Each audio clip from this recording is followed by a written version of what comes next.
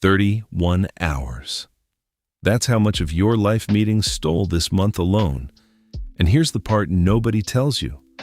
Most of them accomplished absolutely nothing. The project update could have been 3 sentences.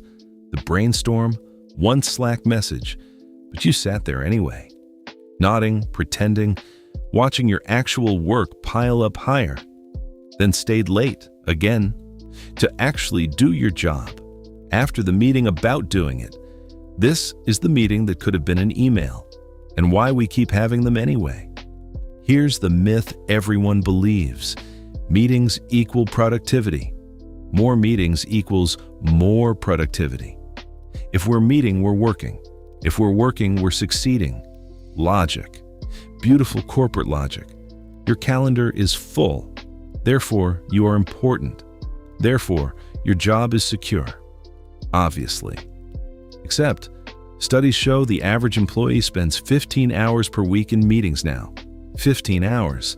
That's almost 2 full workdays. Sitting, listening, occasionally unmuting to agree. And 71% of those meetings, executives themselves call them unproductive. Executives, the meeting havers. The people scheduling the meetings admit the meetings are pointless and schedule more meetings about it. So why do we keep doing this to ourselves? 3 reasons, all of them deeply human. Reason 1, the illusion of progress. Meetings feel like work even when nothing happens. You talked about the project. You discussed the timeline. You aligned on the deliverables. Buzzword bingo. But the actual project? Exactly where you left it. Before all that productive aligning happened. Your brain releases dopamine when you discuss goals. Same hit as actually achieving them. Sneaky brain. Talk about losing weight.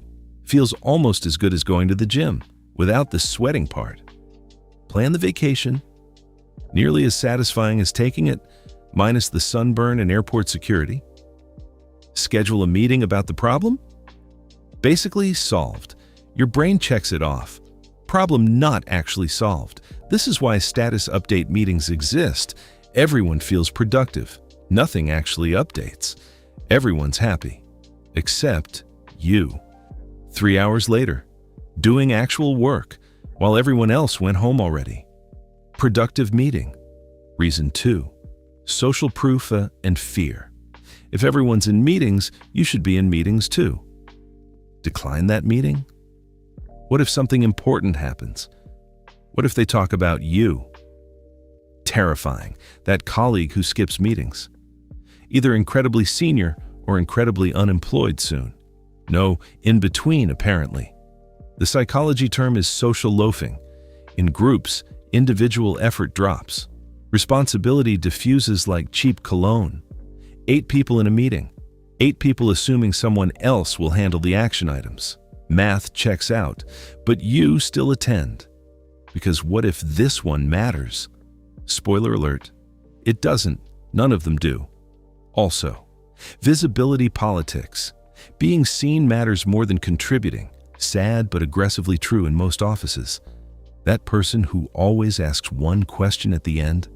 They're performing presence. We all know it. Remote work made it worse. You're not at your desk?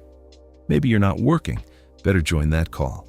The green status light is your new attendance sheet.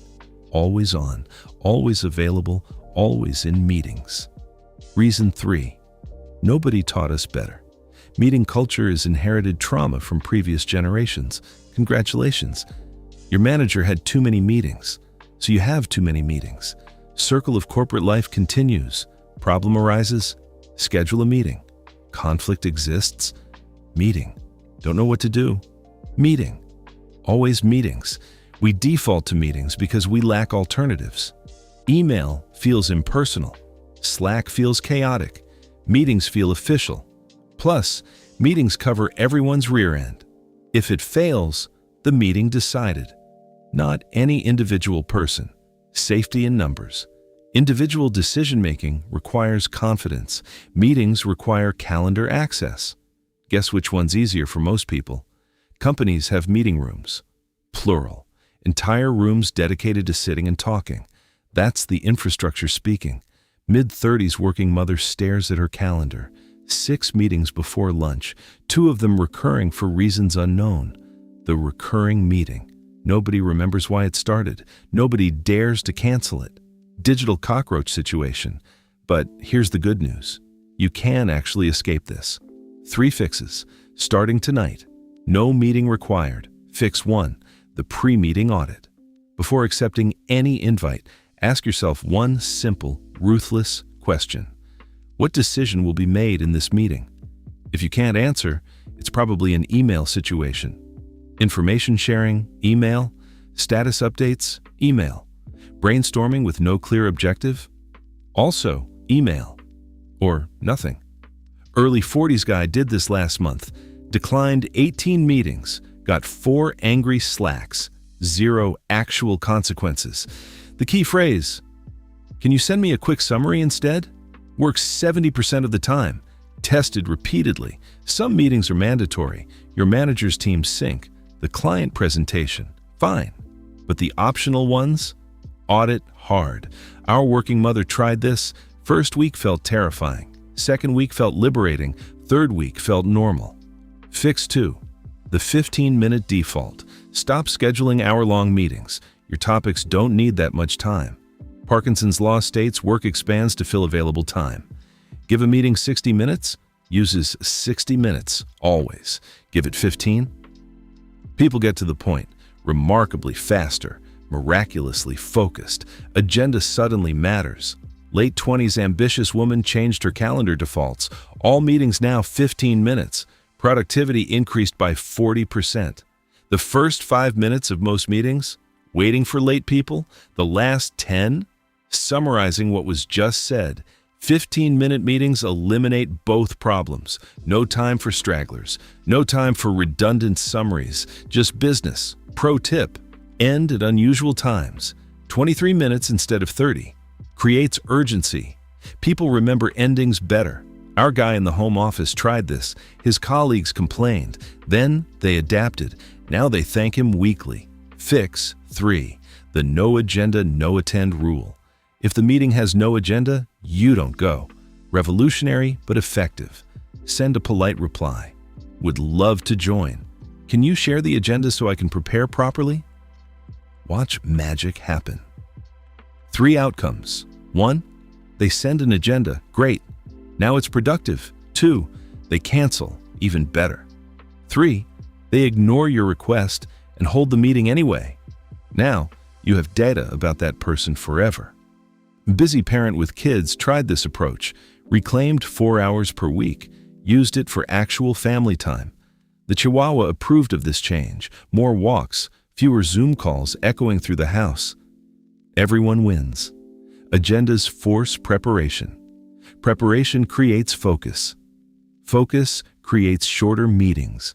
Shorter meetings create time. Time creates life. Some will say this is passive-aggressive. Those people schedule meetings to discuss being passive-aggressive. Ignore them politely. Our ambitious professional now has boundaries, still gets promoted, still delivers results, just does it efficiently now. Quick bonus strategy. Walking meetings for one-on-ones. 20 minutes walking equals 40 minutes sitting in productivity. Science proved this. Plus, you get steps. Your fitness tracker stops judging you. Your body thanks you. Triple win situation. Here's the uncomfortable truth at 2 a.m. when you can't sleep and you're thinking about tomorrow's schedule. You're trading your irreplaceable hours for other people's inability to write clear emails. That's the deal. Your time is finite. Their meeting invites are infinite. Math doesn't lie here. You have to set limits. So, let's recap what we learned today about meetings and why they eat our lives like corporate Pac-Man. The myth, meetings equal productivity. Reality, meetings equal the feeling of productivity. Different things entirely. Reason 1, illusion of progress. Talking about work tricks your brain into thinking you did work. Sneaky dopamine. Reason 2, fear and visibility. You attend because everyone else does. And being seen matters in offices. Reason 3, inherited culture. Nobody taught us alternatives, so we keep doing what was done to us. Fix 1, pre-meeting audit. What decision gets made? If none, it's an email. Send the email instead. Fix 2, 15-minute default. Stop giving meetings more time than they deserve. They'll adjust rapidly. Fix 3, no agenda, no attendance. Request agendas. Watch half your meetings disappear like morning fog. Tomorrow morning you'll get 3 meeting invites, minimum. Now you know what to do with them. Our mid-30s working mother will decline one, feel guilty, then feel free, then wonder why she waited. The early 40s home office guy will set his calendar to 15-minute defaults. His team will resist. Briefly, the ambitious late 20s woman will ask for agendas, get them, have better meetings, still leave on time. And you? You'll try one of these fixes this week, maybe 2, because 31 hours is too many to lose. The meeting could have been an email. Now you'll make sure it actually is an email. When appropriate, your time, your calendar, your life. Stop giving it away to people who can't write 3 clear sentences. If this helped you, hit subscribe. New episodes weekly about surviving adulthood without completely losing your mind.